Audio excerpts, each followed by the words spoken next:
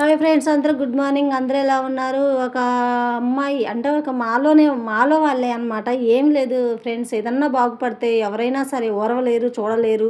అది చాలామంది ఉన్న మనస్తత్వమే. అది అందరి దగ్గర ఉంటుంది. బట్ నా దగ్గర వెరైటీగా ఉందన్నమాట. ఒక తల్లి, మహాతల్లి, గొప్ప తల్లి, పెద్ద తల్లి, నాకు బాగా జ్ఞానం నేర్పించిన తల్లి, నాకు బాగా కళ్ళు తెరిపించిన తల్లి. ఆ తల్లి ఏమన్నదంటే, నీకు యూట్యూబ్ అవసరమా? 1 ఇయర్ అయింది నాకు యూట్యూబ్ పెట్టి. నీకు యూట్యూబ్ అవసరమా అని చెప్పేసి, యూట్యూబా వాళ్ళందరి ముందు నిల్చొని లైవ్లు చేయాలా? ఏమంత అవసరమా? మిషన్ మీద వచ్చింది చాలదా అన్నట్టు బెల్లప్లు ఇచ్చుకుంటా తెగ మాట్లాడింది. ఆ తల్లే ఈరోజు వచ్చి నాకు యూట్యూబ్ ఎలా పెట్టాలిరా బుజ్జి అని అడిగింది. నాకు ఒకటే, ఏం పెట్టేది ఏం లేదు, అటు పడి వెళ్ళటమే, అదే వస్తుందని చెప్పానమాట.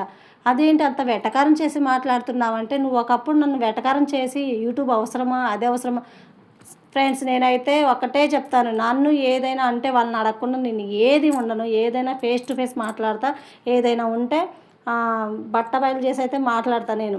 అంతే. నేను తప్పు చేస్తే పడతాను, 4 అనిపించుకుంటాను తప్ప ఇలా నేను మాత్రం నాకు అసలు ఇలాంటివి అనేది ఉండదు. ఏదైనా సరే ఫేస్ టు ఫేస్ అనమాట. అందుకే అడిగేశాను అనమాట.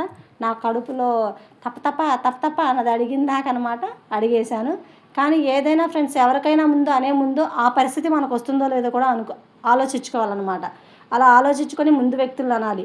ఇప్పుడు చూసారు కదా నన్ను అన్నది. ఇప్పుడు తనే నాకు వచ్చి యూట్యూబ్ ఛానల్ పెట్టాలి, ఎలా పెట్టాలి, ఏ విధంగా పెట్టాలి, ఆ లైవ్లు కూడా చేయాలంటే ఎలా చేయాలని చెప్పి అడిగింది. చూసారు కదా, దేవుడు ఆ పరిస్థితి ఆమెకు ఎందుకు ఇచ్చాడు? ఎదటి వాళ్ళని ఎందుకు అనాలి చెప్పండి? చూసారు కదా, ముందు మనం ఎవరైనా అనేటప్పుడు ఆ పరిస్థితి మనకు వస్తుందో లేదో కూడా ఆలోచించుకోవాలి. ఆవిడకి సమాధానం మంచిగా చెప్పాను అనుకుంటున్నాను. మీరేమనుకుంటున్నారో